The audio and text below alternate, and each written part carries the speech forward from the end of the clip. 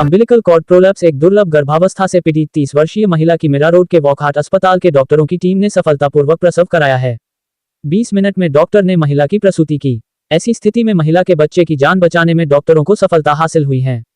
वॉकहार्ट अस्पताल के सलाहकार स्त्री रोग विशेषज्ञ एवं प्रसूति रोग विशेषज्ञ डॉक्टर राजश्री तायशेते और सलाहकार नियोनेटोलॉजिस्ट बाल रोग विशेषज्ञ डॉक्टर नीतू मुंद्रा के नेतृत्व में अन्य एक डॉक्टर की टीम ने समय से पहले जन्मे बच्चे की जान बचाई है। वो भी बताते हैं तो इनके जो हस्बैंड है उन्होंने रीता जी हमेशा हर चीज के लिए ये दिखाया। इनका ये था कि मेरे लिए ट्रस्ट एंड बिलीव। हाँ एंड हर जो भी मैं ट्रीटमेंट बताती थी कि इतना हाँ, दिन लगेगा, ये टाइम लगेगा, ये ट्रीटमेंट लगेगा, ही वाज ऑलवेज कि यस मैडम बच्चे के लिए बेस्ट कीजिए, मेरे को बच्चे का बेस्ट आउटकम चाहिए। And literally they were like, मैंने बोला केएमसी लेना है मदर 2 सेकंड 3rd डे से केएमसी लेने आती थी और बहुत मतलब एक्टिवली इन्वॉल्व थे ये बच्चे के केयर में। तो इन्होंने भी बहुत, क्योंकि preterm birth itself it's stress, वो भी स्ट्रेस में थे और उसके बावजूद उन्होंने काफ़ी अच्छे से साथ में हमारे साथ ट्रीटमेंट में इन्वॉल्व रहे।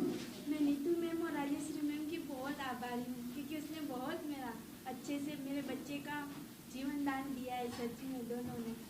Thank you. वजह से वो स्पैज़म में जाता है और उसकी वजह से ब्लड फ्लो कट ऑफ होता है।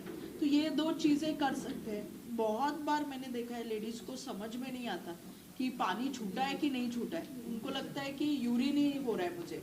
तो ऐसे केसेस में किसी भी लेडी को लग रहा है कि पानी जैसा लग रहा है या ट्रिकल हो रहा है तो वो पैड लेके भी देखेंगे और अगर वो गीला हो रहा है तो वो खुद बता सकेंगे कि उनका पानी छूटा है।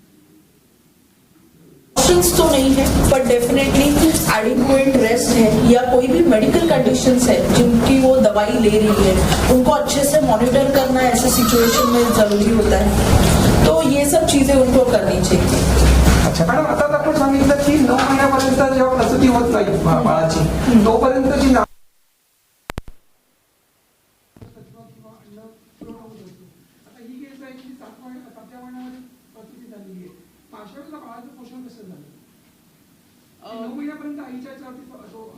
बरोबर आहे।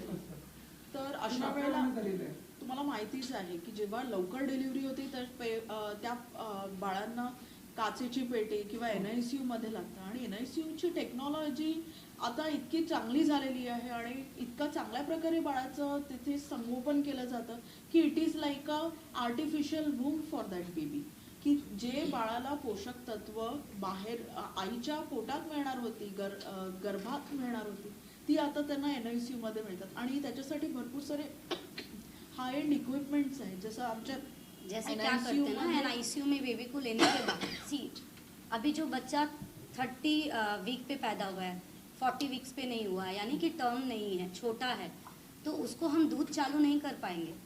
दूध चालू करेंगे तो वो उसका जो एब्डोमेन है, GI सिस्टम है, वो अभी मैच्योर नहीं हुआ है, वो सहन नहीं कर पाएगा। तो ऐसे में हम उनको पहले चालू करते हैं something called as TPN, total parenteral nutrition, और पार्शियल पेरेंटल न्यूट्रिशन। इसमें हम सब कुछ कैलकुलेट करते हैं कि इस बच्चे का इतना वेट है, इतना जेस्टेशन है, अगर ये मम्मी के पेट में रहता तो इसको इतनी कैलोरीज मिलती, इतना प्रोटीन मिलता, इतनी लिपिड्स मिलती, इतना कैल्शियम जाना चाहिए, इतना फॉस्फोरस जाना चाहिए। वो सारे कैलकुलेशन करके हम उनका डेली बेसिस पे सुबह शाम दोनों टाइम पे फ्लूइड को एडजस्ट करते हैं। जो उसको हम लोग IV के थ्रू देते हैं वो TPN देते हैं, जिससे उसका न्यूट्रिशन, और हम ट्राई करते हैं कि जो मदर के पेट में उसको जितना न्यूट्रिशन इस टाइम पे मिलना चाहिए था वही हम उसको दें। और ये काफ़ी अच्छे से कैलकुलेट करना पड़ता है। It's a very complex things to calculate, क्योंकि मदर्स होम को रेप्लिकेट करना it is not a easy task. तो वो करते हैं, फिर धीरे धीरे हम उसका दूध भी चालू करते हैं और वो दूध हम धीरे धीरे बढ़ाते हैं और ऐसे टाइम पे धीरे धीरे हम उसका TPN जो हमने बोला टोटल पेरेंटल न्यूट्रिशन वो कम करते हैं। और एक टाइम पर जब बच्चा थोड़ा मैच्योर हो जाता है धीरे धीरे हम उसको कन्वर्ट करते हैं कि वो पूरा दूध पे आ जाए। तो यही करने में थोड़ा समय जाता है बच्चे को, इसीलिए हम 14-15 डेज धीरे धीरे स्लोली न्यूट्रिशन बढ़ाते रहते हैं। फक्त न्यूट्रिशनच नाही तर जे गर्भाशयातलं इन्व्हायरमेंट आहे ते देण्याचा प्रयत्न असतो। तर त्यामुळे जे टेम्परेचर आहे बाळाचं तसं मेंटेन केलं जातं। तुम्ही या NICUत बघितलं तर हे आपल्यासारखे ब्राईट लाईट्स नसतात। एकदा मी डॉक्टर नीतूंना विचारलं की तुम्ही लाईट्स नाही आहे तिथे म्हणजे कमी, तर ती म्हणाली नाही लाईट्स आत्ता बाळाला द्यायचे नसतात. जेव्हा बाळ आईच्या पोटात आहे तेव्हा त्याला एवढ्या लाईटचा त्रास होऊ शकतो. म्हणून त्या प्रकारे इवन लाईट्स पण आपण तसे केलेले असतात. तर अशा प्रकारे आर्टिफिशियल वूम्ब किंवा आर्टिफिशियल गर्भ बाळासाठी हा NICU द्वारा दिला जातो. सो बेसिकली NICU में क्या करते हैं हम, हमारा जो NICU है वो खाड़ में ये लेवल 3B NICU है. So one of the highest level of NICU level 1 होते हैं, 2A 2B होते हैं, 3A 3B होते हैं. तो हमारा NICU जो है लेवल 3B है. इसका मतलब क्या है, यहाँ पे जितने भी कॉम्प्लेक्स प्रोसीजर्स या फिर कॉम्प्लेक्स इंटरवेंशंस है या फिर जो अपने इक्विपमेंट है वो सब अवेलेबल है. सब कुछ बेड साइड हम करते हैं. साथ में हम इस बात का बहुत ध्यान रखते हैं कि बच्चे को जो है उसका सूटेबल इन्वायरमेंट मिले. जैसा कि मैडम बोल रहे थे, हमारी लाइट जो होती है NICU में it is not normal light like this. वो डिमेबल लाइट होती है. हम उसको स्लो धीरे करते हैं, बच्चे के नींद के हिसाब से, उसके रेगुलेशन के हिसाब से हम चेंज करते हैं. NICU में जनरली साउंड बहुत कंट्रोल्ड रहता है. NICU में हम बच्चे को जो न्यूट्रिशन देते हैं वो कंट्रोल रहता है. कुछ स्पेशल जैसे KMC जैसी चीज़ें होती हैं, ये सबको हम लोग डेवलपमेंटली सपोर्टिव केयर बोलते हैं. As a whole this whole thing. तो NICU का इन्वायरमेंट, कुछ चीज़ें जो बच्चे के डेवलपमेंट में हेल्प करे, इसका बहुत ध्यान रखा जाता है. और ये छोटी छोटी चीज़ें बहुत मैटर करती है, क्योंकि ये जो 2 महीने का टाइम बच्चा पहले आ गया है तो उसके ब्रेन को इसका इम्पैक्ट ना पड़े, इसकी पूरी कोशिश की जाती है कि हम कोशिश करें कि माँ के अंदर उसको जो इन्वायरमेंट मिल रहा था हम वही इन्वायरमेंट प्रोवाइड किए. NICU में जनरली हम 40 dB से ज़्यादा साउंड नहीं रखते, मतलब विस्परिंग साउंड से ज़्यादा बड़ा साउंड नहीं, लाइट नहीं, किसी भी mobiles are only silent mode, कुछ भी आवाज़ नहीं. मदर्स को हम KMC सिखाते हैं, कंगारू मदर केयर, जहाँ पे मदर बच्चे को स्किन पे लेके रखती है ताकि उसको वो फील मिले. बच्चे जब पेट में थे तो मदर का फील रहता था, मदर की हार्ट बीट सुनती थी, मदर का टच मिलता था, मदर की स्मेल मिलती थी. तो वो सारे गुण उसको मिले. इसके जब बच्चा एकदम छोटा रहता है, इनफैक्ट CPAC में भी जब बच्चा था तब से हमने उसको कंगारू मदर केयर चालू कर दिया. तो हम फैमिली सेंटर्ड केयर प्रोवाइड करते हैं. मतलब ऐसा नहीं कि बेबी NICU में है, हम देख रहे हैं, mother father are totally detached with the baby. तो फैमिली सेंटर्ड केयर है जहाँ पे मदर्स को, पेरेंट्स को भी उस केयर में इन्वॉल्व किया जाता है ताकि वो भी कॉन्फिडेंट फील करे, वो बच्चे से मिले, इससे बच्चे के साथ उनका इमोशनल अटैचमेंट होता है और बच्चे को वो डेवलपमेंट, वो सेंसेशन मिलता है, वो सेंसरी डेवलपमेंट होता है, जिससे कि ये सारी चीज़ें उसकी बराबर डेवलप करें. तो ऐसा हम करते हैं. आणखी एक प्रश्न माझा, या मुलाची जी मुलाचा जन्म जो झाला आहे तो नॉर्मल नाही आहे, ॲबनॉर्मल आहे. तर त्याची आता वाढ जी होईल ती नॉर्मल मुलांसाठी होणार. आता बाळाने, आता जसं आपण बघितलं तर बाळाने त्याचं वेट गेन चांगलं केलेलं आहे. पहिले जे 3-4 महिने असतात ते नेहमीच क्रुशियल असतात, पण आता बाळाचे माइलस्टोन्स जे आम्ही डिस्कस केलेले, तर बाळाने चांगले माइलस्टोन्स दाखवलेले आहेत. आणि हे आपण याचं श्रेय आपण डॉक्टर नीतूंना देऊ शकतो की त्यांनी इतकं ते स्ट्रिक्टली व्यवस्थित सगळं बघितलं आणि आता बाळ आपण खरंच म्हणू शकतो की baby is doing well. So generally ये बेबीज़ जो प्रेटम होते हैं वो एट हाई रिस्क होते हैं कि उनकी ग्रोथ डेवलपमेंट बराबर नहीं हो, जो आपका सवाल था. तो इसीलिए जो हम इनिशियली उसका न्यूट्रिशन कैलकुलेट करके हम चालू करते हैं, देन वो हम उसको कन्वर्ट करते हैं ओरल फीड्स में, मदर्स मिल्क में. And our hospital like we tried कि सब बच्चों को मदर्स का मिल्क मिले, ब्रेस्ट मिल्क मिले, और उसके बाद हम उसकी ग्रोथ मॉनिटर करते रहते हैं और उस हिसाब से उसको सारे कैलोरीज और न्यूट्रिशन देते हैं. जनरली प्रीटम बेबीज़ 10-15 दिन के बाद वेट गेन करना चालू करते हैं एंड उनके वेट गेन के पैटर्न के हिसाब से हम उनको उतना न्यूट्रिशन, एक्स्ट्रा कैलोरीज प्रोवाइड करते हैं. सो दिस बेबी, उसका हम ऐसे ग्रोथ चार्ट मॉनिटर करते हैं. We monitor it every 2 days, we monitor on the growth chart. वो भी कौन सा ग्रोथ चार्ट, जो पेट में बढ़ने वाला ग्रोथ चार्ट था कि पेट में ऐसी बढ़त होनी चाहिए थी, बाहर हो रही है कि नहीं, उसके हिसाब से करते. तो उसके हिसाब से बच्चे का वेट गेन हम मॉनिटर करते हैं एंड डेवलपमेंट के हिसाब से उसको उतना सब कुछ प्रोवाइड किया जाता है. तो ये बेबी का सब कुछ उस हिसाब से किया गया. 4-5-6 महीने में एक he must gone for examination जो करने को होती है. At that time nothing is detected. नहीं, नॉर्मली बताया था. मतलब जो डॉक्टर उषा हॉस्पिटल में शार्दुल सुशील है, उन्होंने बताया था कि मतलब सब नॉर्मली था, सब कुछ. मतलब 9th मंथ में डिलीवरी होने वाली थी, तो अचानक से ऐसा सिचुएशन आ गया कि प्रीटम बहुत बार प्रेडिक्ट करना डिफिकल्ट है कि हम ये नहीं बोल सकते कि ये पेशेंट को, जैसे ट्विंस में आपको पता होगा कि ट्विंस में हमेशा प्रीटम के चांसेस होते हैं. किसी लेडी का हिस्ट्री रहता है कि प्रीटम डिलीवरी होता है पहली बारी, तो सेकंड बारी में प्रीटम होने का चांसेस रहता है. इनके केस में ऐसा कुछ भी नहीं था जिसके वजह से डॉक्टर्स प्रेडिक्ट कर सकते थे। तो प्रीटर्म डिलीवरी की रिस्क हर लेडी में है, इसलिए हर लेडी को वो प्रेगनेंसी के टाइम पे जितना वो आहार जाना चाहिए, जैसे ट्रीटमेंट लेनी है या जितना उनको रेस्ट लेना है, वो सब करना ही है।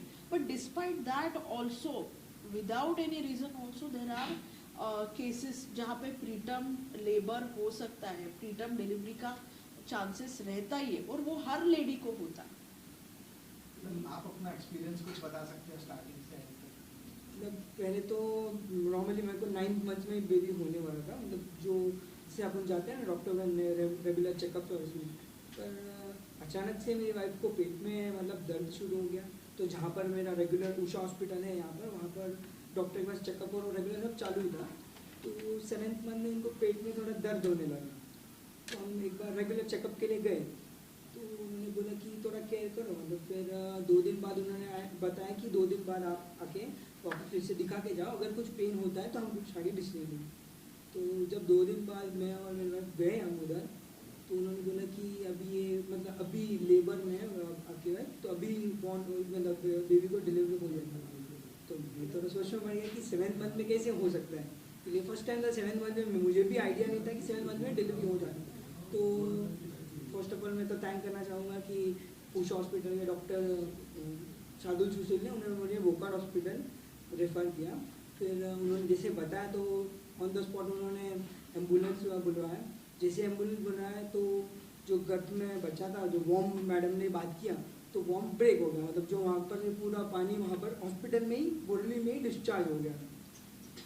फिर वही सिचुएशन में विद इन 5 मिनट्स में मतलब ये वोकार्ड हॉस्पिटल की एम्बुलेंस आ गई, फटाक से हमको वहाँ से यहाँ से मिरौर लेके गए हम लोग। वहाँ पर मैडम ऑलरेडी रेडी थे, मतलब राजेश्री मैडम उधर रेडी थे। फिर जैसे हम वहाँ पहुँचे, मतलब उन डॉक्टर्स ने इनको पूरा सिचुएशन बता दिया हाँ यहाँ पर पहले से कॉल आ गया था हमारे पास। सर ने मुझे पहले ही पता, मतलब बोला कि बहुत अर्जेंट थी, तो मुझे कुछ आइडिया नहीं था कि किधर है। तो फिर उन्होंने मुझे वोकार्ड हॉस्पिटल सजेस्ट किया, ठीक है कि वोकार्ड हॉस्पिटल आप बोलिए। फिर उधर मैं जैसे उन्होंने कॉल कर दिया, with in 5 to 10 minute ambulance भी आ गई और उसको मेरी वाइफ को उधर से लेके गई। पर बहुत ही क्रिटिकल सिचुएशन था, क्योंकि जो वॉर्म पानी जैसे डिस्चार्ज हो गया तो पूरा अंदर बच्चा हिल नहीं सकता। फिर जैसे वहाँ पहुँचे तो मैडम और उनकी टीम सब रेडी। अम्बिलिकल कॉर्ड भी ब्रेक भी हो चुका था।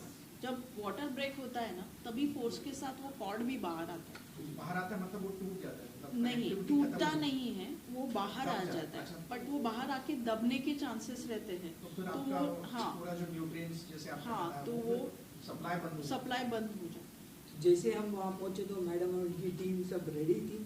फिर वहाँ पहुँचे तो फिर जो उन्होंने तुरंत ही, मतलब बहुत हाई रिस्क पे ही था पूरा बच्चा और उसकी माँ, पूरे हाई रिस्क पे, क्योंकि वो 7th मंथ हम लोग भी कुछ रेडी नहीं थे कि अचानक से ऐसा सिचुएशन आ गया। तो एकदम टाइम पे उन्होंने डिलीवरी किया, मैडम राजेश्री मैडम ने और नीतू मैम ने बहुत अच्छे से केयर करके बच्चे को सक्सेसफुली डिलीवर कर दिया। बिल कितना है? बिल कितना है?